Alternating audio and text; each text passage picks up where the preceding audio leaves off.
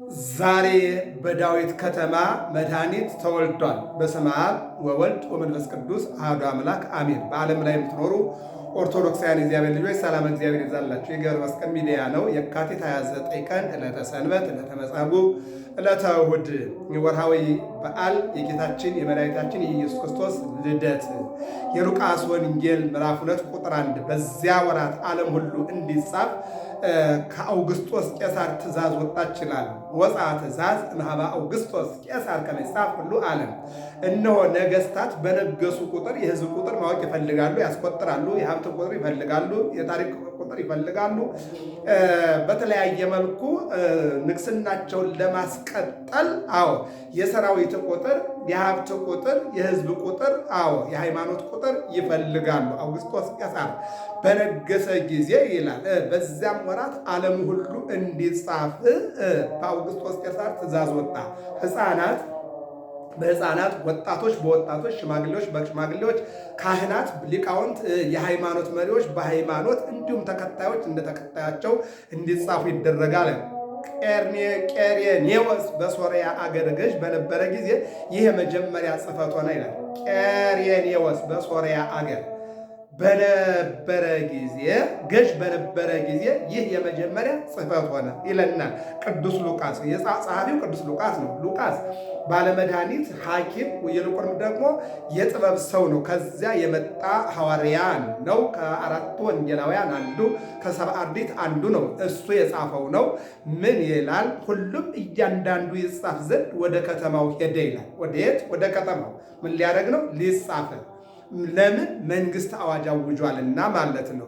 ዮሴፍም ደግሞ ከዳዊት ቤትና ወገን ስለነበረ ዮሴፍ የማቴዎስ ወንጌል ምዕራፍ 1 እንደምናየው በዘር ሐረግ ላይ የተቀመጠ የእመቤታችን ጠባቂ ተብሎ የተገለጠ ጻድቅና አረጋዊ አባት ነው። ዮሴፍ ደግሞ ከዳዊት ቤትና ወገን ስለነበረ ከገሊላ ከናዝሬት ከተማ ተነስቶ ቤተልሔም ወደምትባል ወደ ዳዊት ከተማ ወደ ይሁዳ ጸንሳ ከነበረች ከእጮኛው ከማርያም ጋር ይጻፍ ዘንድ ወጣ ይላል። አሁን ይህንን እመቤታችን 3 ዓመት በእናት አባቷ ቆይታ አድጋለች። በ3 ዓመቷ ወደ ቤተ መቅደስ ገብታለች። በቤተ መቅደስ 12 ዓመት ተቀምጣለች። ይህን ቅዱስ ያሬድ በአንቀጸ ብርሃን እንዲህ ይላል። ከመዝ ነበርኪ አሰርተ ወክልኤተ ዓመተ እንዘ ትትናዘዚ ማኅበ መላእክት። በቤተ መቅደስ 12 ዓመት መላእክት እያነጋገሩሽ፣ መላእክት እየዘመሩልሽ፣ መላእክት ምግብም መጠጥም እያመጡልሽ፣ መላእክት እያረጋጉሽ በቤተ መቅደስ 12 ዓመት እንዲህ ኖርሽ ይልና። እንዲህ ኖርሽ ምንድን ነው? የሚያነጋግሩሽ መላእክት፣ የሚያጽናኑሽ መላእክት፣ የሚያረጋጉሽ መላእክት፣ ምግብና መጠጥ የሚያጠጡ መላእክት፣ የሚያመሰግኑሽ መላእክት፣ እንዲሁ ነሽ 12 ዓመት ኖርሽ። 12 ዓመትና 3 15 ነው።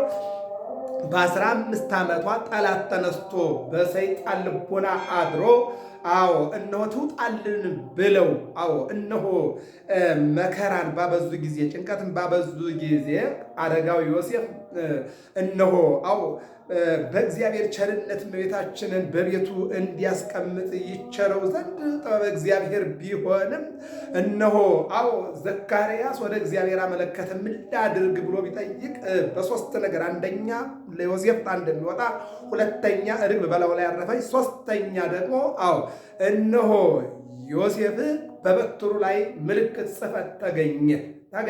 እመቤታችን ወደ ቤቱ ይዞ ሄደና እጮኛ ማለት ጠባቂ ማለት ነው።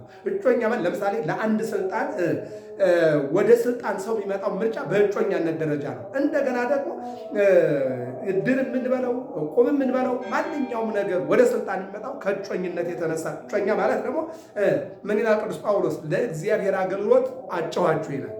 ለአገልግሎት መምህራን፣ ሊቃውንት፣ መነኮሳት፣ ባይታውያን ይታጫሉ። ለምን? ለአገልግሎት ይታጫሉ የሚለው ይተረጉማል። ምን አለ? ወደ ዳዊት ከተማ ወደ ይሁዳ ጸንሳ ከነበረች ከእጮኛው ከማርያም ጋር ይጻፍ ዘንድ ወጣ። በስንት 9 ወር ከ5 ቀን ሆኗታል። የመውለጃ ሰዓቷ ደርሷል። የድንግል ማርያም ግን ቆጠራው ግድ ስለሆነ በአገር ሲኖሩ የመንግስትን ሕግ ማክበርና ትእዛዝ መፈጸም ግድ ስለሚሆን ሊቆጠሩ ወደ አደባባይ ወጡ ይላል። ከዚያም ሳሉ የመውለጃዋ ወራት ደረሰ ይላል። የሚገርመው ነገር ከኋላ የሚከተለው ከፊትም የሚጓዘው ሕዝብ በጣም ቁጥሩ ብዙ ነው። ሁሉም ተቆጥሮ ለመምጣት በዚህን ጊዜ እሷያም ከኋላ ያለውም ይገፋታል፣ ከፊት ያለውም ደግሞ መንገዱን እንቅፋት ይሆናታል። በዚህ ውስጥ ላይ ግን በውስጧ አምላክን ይዛ አምላክን ጸንሳ ይልቁንም የመውለጃ ሰዓቱ ደርሶ በዚህን ጊዜ ይላል የበኩር ልጇንም የምትወልድበት ሰዓት ስለደረሰ አረጋዊ ዮሴፍ ጻድቅ ዮሴፍን መውለጃ ሰዓቴ አሁን ነውና ስለደረሰ እነሆ ቦታ ፈልግ ደም ብዬ የምወልድበት አለችና ጠየቀችው። ይህን ግን አስቀድማ ታውቅ ነበረ። ለመጽሐፍ ቅዱስ ቅርብ ስለነበረች ሩቅ ስላልነበረች እመቤታችን ዕንባቆም የጻፈውን ትንቢት አይተዋለች። ምንድን ነበር እሱ? በማእከለ ክልኤ እንስሳ ኢኮከ በበረት ውስጥ አየሁህ። በበረት ውስጥ አየሁህ። ቀኑ በደረሰ ጊዜ በዮሴፍና በሰሎሜ በመላእክትና በእረኞች በብሉይ ኪዳንና በአዲስ ኪዳን በቤተልሔም አየሁ። ቀራንዮ ደግሞ በዮሴፍና በኒቆዲሞስ ቀራንዮ በጥጦስና በዳከርስ አየሁ የሚለውን ቃል አስቀድማ ታውቀው ስለነበረ ቦታ ፈልግ አለችው። ታውቃለች እኮ ስትለው የከብቶች ግርግም አለ ለአንቺ ግን አይመጥንም የለም ሲላት እሱ ነው የምወልድበት አለችና ወደ በረቱ ገባችና ምን አለ የበኩር ልጇንም ወለደች። በመጠቅለያም ጠቀለለችው። በእንግዶችም ማረፊያ ስፍራ ስላልነበራቸው በግርግም አስተኛቸው። በዚያም ምድር መንጋቸውን በሌሊት ሲጠብቁ በሜዳ ያደሩ እረኞች ነበሩ። እነሆም የጌታ መልአክ ወደ እነርሱ ቀረበ፣ የጌታ ክብርም በዙሪያቸው አበራ፣ ታላቅ ፍርሃትም ፈሩ። መልአኩም እንዲህ አላቸው፣ እነሆ ለሕዝቡ ሁሉ የሚሆን ታላቅ ደስታ የምስራች እነግራችኋለሁ፣ አትፍሩ። ዛሬ በዳዊት ከተማ መድኃኒት ይገርመኛል። ያንዳንድ መናፍቃን መድኃኔ ዓለም እንዴት ይባላል? ዮሐንስ መልእክት 4:14 ላይ ብትመለከቱ እዚህ ላይ ደግሞ እነሆ በዳዊት ከተማ መድኃኒት ተወልዷል። መድኃኔ ዓለም እና ምንድን ነው? ወንጌሉ የሉቃስ ወንጌል ምዕራፍ 2 ቁጥር 10 ላይ 11 ዛሬ በዳዊት ከተማ መድኃኒት እርሱም ክርስቶስ ጌታ የሆነ ተወልዶላችኋልና ይህም ምልክት ይሆንላችኋል፣ ሕፃን ተጠቅልሎ በግርግም ተኝቶ ታገኙታላችሁ። ድንገትም ብዙ የሰማይ ሰራዊት ከመላኩ ጋር ነበሩ፣ እግዚአብሔርንም እያመሰገኑ ክብር ለእግዚአብሔር በአርያም ይሁን ሰላምን በምድር ለሰው በጎ ፈቃድ እያሉ ዘመሩ ይላል። በወር በ29 ሁል ጊዜ የጌታ ልደት ነው የምናከብረው ማለት ነው። ይወኖሎ እረኞች አዩት አይኮተወ መላእክት አመሰገኑ ለዘተወልደም ቅድስት ድንግል ከድንግል ማርያም ለተወለደው ምስጋና አቀረቡ። 5500 ዘመን የጨለማ ጊዜ ተወገደና ብርሃን በዓለም ተጥለቀለቀ። ሰባቱ መስተጻራን ተወገዱ። ሰላም፣ ፍቅር፣ ይቅርታ፣ በጎነት በቤተልሔም አዲሱ ካላንደር ዓመተ ፍዳ ዓመተ ኩነኔ ተወግዶ ዓመተ ምሕረት ዓመተ ስጋዌ ተተካ። ቤተልሔም ካላንደሩ መጣ። የድነት ካላንደር፣ የትንሣኤ ካላንደር፣ የነቢያት ትንቢት ተፈጸመ። የነቢያት ሱባኤ ተፈጸመ። እመቤታችን በቤተልሔም ልጇን ወለደችው። የሚገርመው ነገር በድንግልና ጸንሳ በድንግልና ወለደችው። በዚህን ጊዜ ከሰማይ መላእክት መጡ፣ እረኞች መጡ።